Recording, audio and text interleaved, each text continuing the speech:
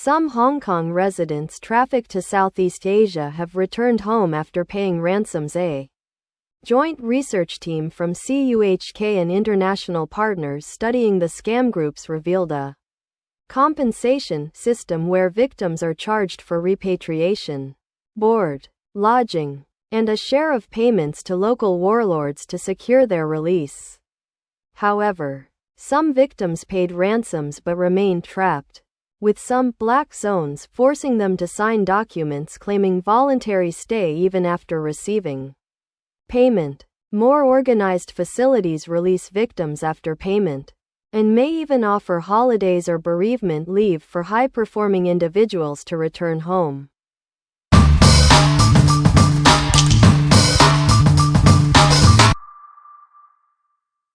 A research team from CUHK and international scholars studied Southeast Asian scams, interviewing over 20 Chinese nationals working in scam centers. Their fates varied. Xiao Wei, pseudonym, from Fuzhou, Fujian, long involved in cross-border smuggling between China and Myanmar, supplied cash to a Hua State Telecom scam operation.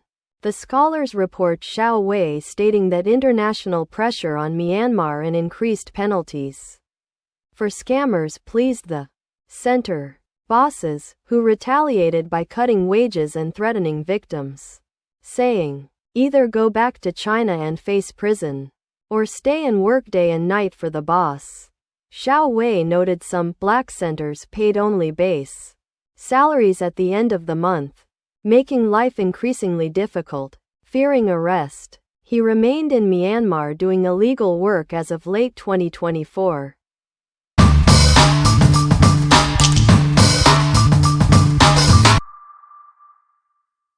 A Carnegie Mellon University researcher, Dr. Xiao Qing, notes that while individuals from mainland China and Hong Kong engaged in illegal activities at Southeast Asian scam centers have restricted movement, their frequent internet access for fraudulent activities allows them to contact family. These scam centers often exploit this contact to extort ransoms from families.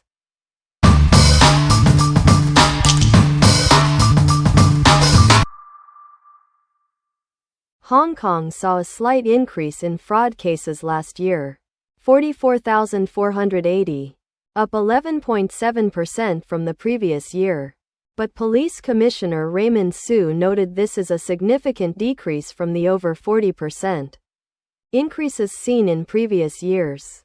The total amount defrauded also decreased by approximately 30 million Hong Kong dollars, indicating that anti-fraud efforts are showing initial positive results. While 318 mainland students were defrauded, over 230 million Hong Kong dollars lost. Commissioner Su highlighted that 80% were first-year students scammed before the start of term. Police are exploring using ethical hacking to assess the fraud awareness of mainland students. Furthermore, the Commerce and Economic Development Bureau will propose legislation this year to ban the resale of registered SIM cards and potentially limit the number of cards per person, with police collaborating on enforcement details.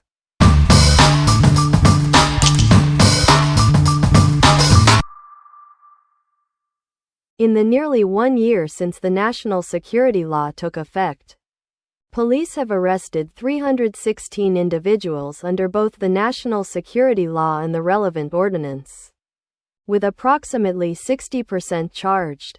Police also issued warrants for 6 individuals suspected of violating the national security law, leading to the recent questioning of associates of former Hong Kong Public Opinion Research Institute Vice CEO Chung Kim Hua and former Civic Party District Councillor Lau Ka-man. Deputy Commissioner of Police, National Security, Steve Kwok, stated that police actions, including investigating and gathering information from associates of wanted individuals, are lawful and consistent with standard investigative procedures, citing missing persons cases as a comparable example.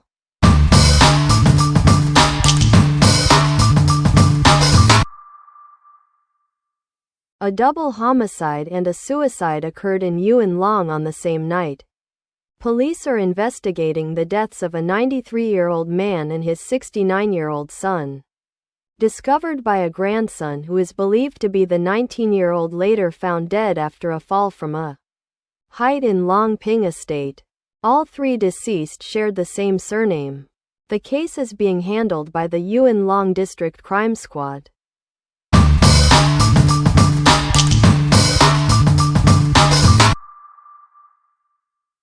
After a 14-year gap, two former international school sites in Hong Kong, the former Hong Kong Japanese School in Braemar Hill and the former Kelit School Kowloon in Kowloon Tong, have been allocated to Hanky International School and the Paul Y. Chong Foundation respectively, adding approximately 1,000 school places. The Education Bureau states this addresses the educational needs of children of talent arriving in Hong Kong.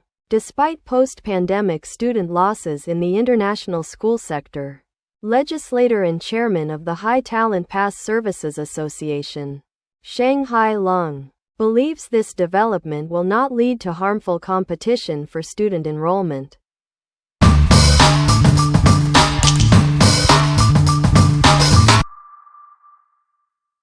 The Education Bureau announced that two subsidized primary schools in Sha Tin will be relocated. Within the district, Ho Wo Che Lutheran School will move to Pak Fu Lam Estate, and Pui Ching Primary School will move to a vacant school building in the same estate.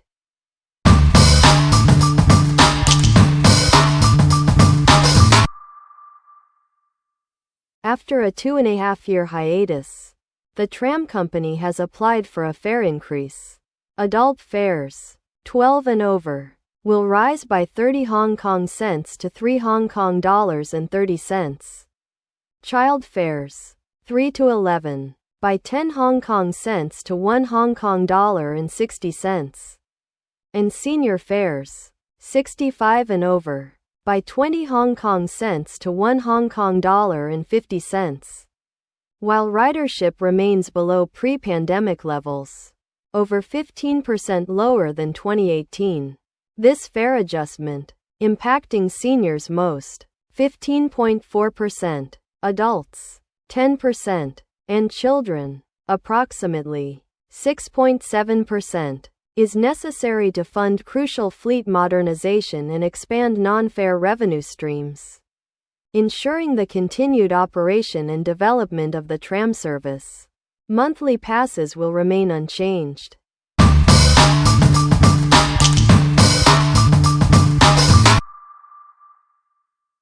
The trial of Irene Pan and a yacht company employee, Lin Shun, for allegedly assisting Alex Kwong in fleeing to Macau after the murder of Abby Choi, continued yesterday. The prosecution presented evidence suggesting Pan acted as an intermediary in renting a boat to facilitate Kwong's escape. Pan reportedly believed Alex was associated with a certain individual, and mistakenly thought he was fleeing the country.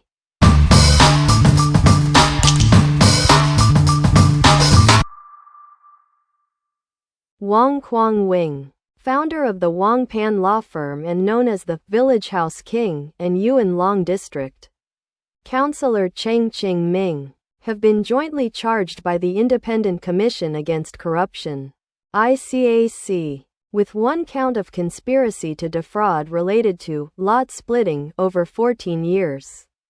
The case, heard yesterday in the district court, saw the prosecution allowed to amend the charges to include 142 new territories' indigenous inhabitants, two of whom share the same names as defendants Tang Wai Sam and Choi Lap K in the July 21 white-clad men case. Wong and Cheng pleaded not guilty. The case has been adjourned until Thursday, 13th, for the prosecution's opening statement, with both defendants remaining on bail.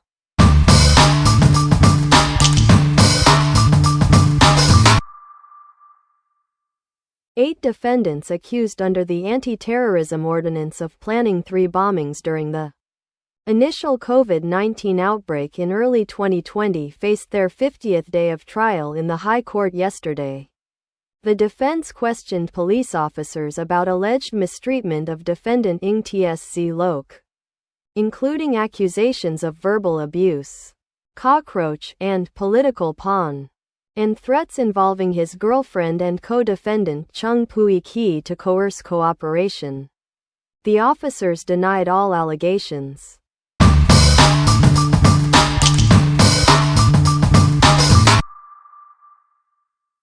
The Chinese University of Hong Kong Hospital, which received a government loan of 4.033 billion Hong Kong dollars, had its loan repayment schedule extended by 2 years in 2021.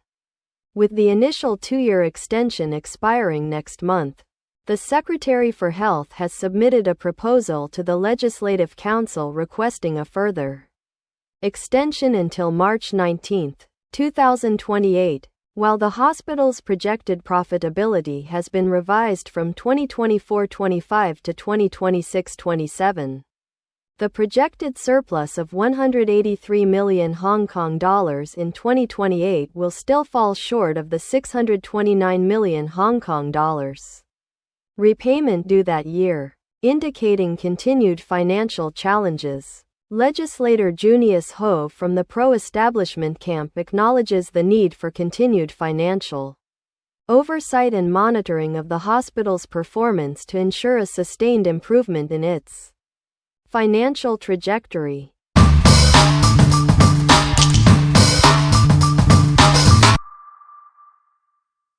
With the upcoming budget announcement, various sectors have suggested measures to increase revenue and cut expenditure. While the Hong Kong General Chamber of Commerce opposes public sector pay cuts due to potential private sector impacts, it suggests moderating salary increases.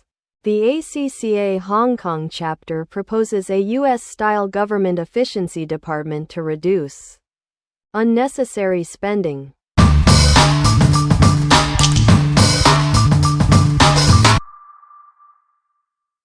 Hong Kong's land value has recently declined, sharply reducing government land revenue and virtually halting urban renewal projects.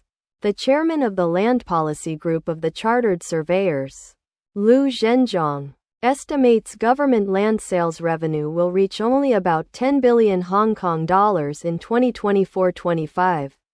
He advocates for reducing overall land development time and construction costs to increase land prices, bolster government coffers, and ensure the continued viability of new development areas and urban renewal projects.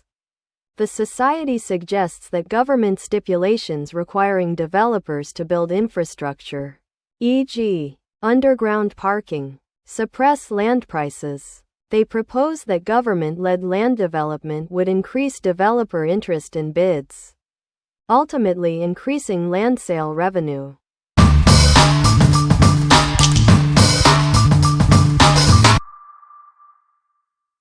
The Housing Society's Anderson Road subsidized sale scheme, Long On, originally scheduled for flat selection in Q2 2022, will now commence flat selection in 2025. This delay is due to a contractor change requiring an updated pre-sale consent. The Housing Society anticipates selection to begin in the latter half of 2024.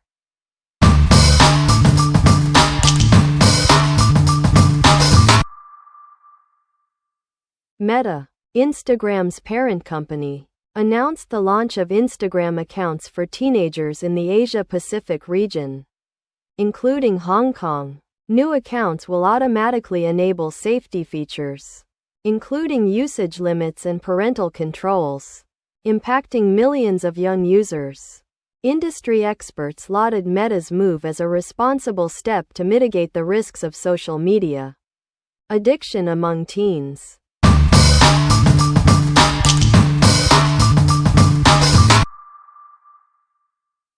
Hong Kong police arrested 5 individuals, including a Filipino couple, for attempting to withdraw 10 billion United States dollars from a central bank using forged documents.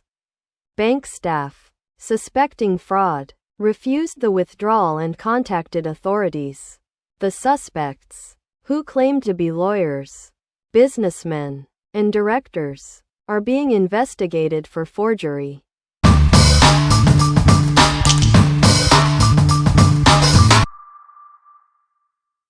Hong Kong's Medical Council will release best practice guidelines for advance medical directives (AMD) in the first quarter of this year, in preparation for the advance decisions on life-sustaining treatment ordinance taking effect next May. These guidelines will cover legal frameworks, standard AMD forms, end-of-life care, and include case studies and FAQs to assist doctors in implementing the new law.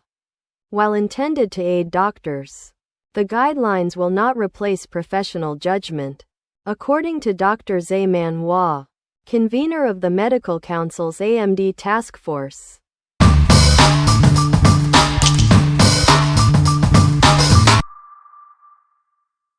A 61-year-old man, Mr. Lee, suffered a minor gliding accident in Nagong Ping, Ma On Shan, yesterday. While landing, he experienced a brief separation from his paraglider, resulting in a short fall onto a grassy area. He was briefly unconscious but quickly regained consciousness. Swift action by the police, fire services, and the government flying service, including helicopter rescue, ensured he received prompt medical attention at Eastern Hospital. Witnesses praised the immediate assistance provided by fellow hikers before the arrival of emergency services. Mr. Lee is recovering well.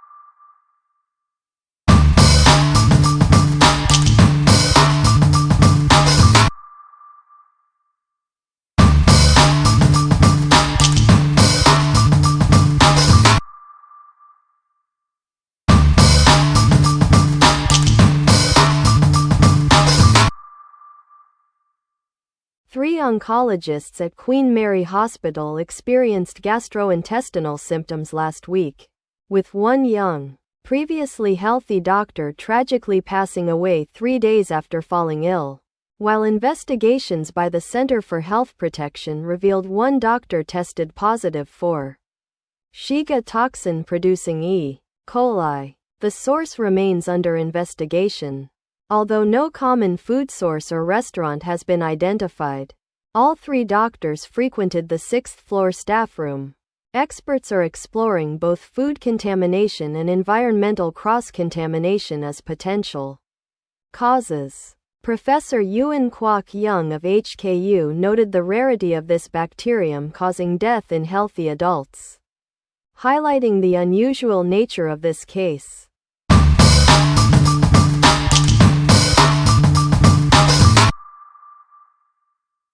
The enterohemorrhagic Escherichia coli (EHEC) infections, primarily caused by consuming contaminated food or water, including raw or undercooked minced meat, are infrequent in Hong Kong, while potentially causing symptoms ranging from mild diarrhea to severe hemolytic uremic syndrome. The Center for Health Protection reports only 0 to 6 cases annually. 33 total from 2015 to 2025, demonstrating the effectiveness of Hong Kong's food safety regulations and public health measures in keeping this rare infection under control.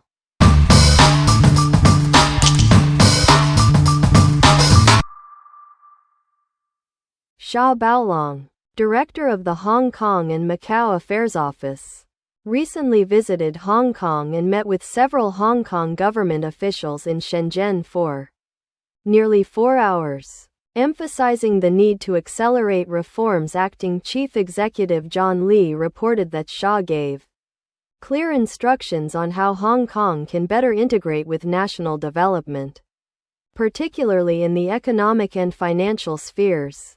Several attending officials subsequently posted on social media about their progress reports, with the Secretary for Development highlighting the advancement of the Northern Metropolis Development Plan into its implementation phase.